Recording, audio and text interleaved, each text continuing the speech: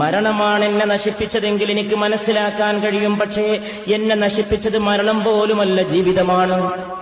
മരണത്തേക്കാൾ ഭയാനകമായ ജീവിതമാണ് എന്നെ നശിപ്പിച്ചിട്ടുള്ളത്.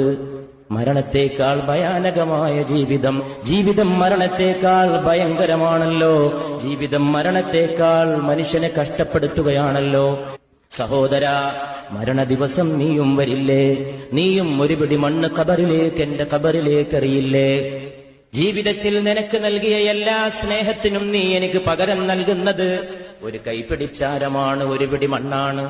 സ്നേഹത്തിന് പകരം ഒരു പിടി മണ്ണ്, കൂറിന് പകരം ഒരു പിടി മണ്ണ്, വിധേയത്വത്തിന് പകരം ഒരു പിടി മണ്ണ്.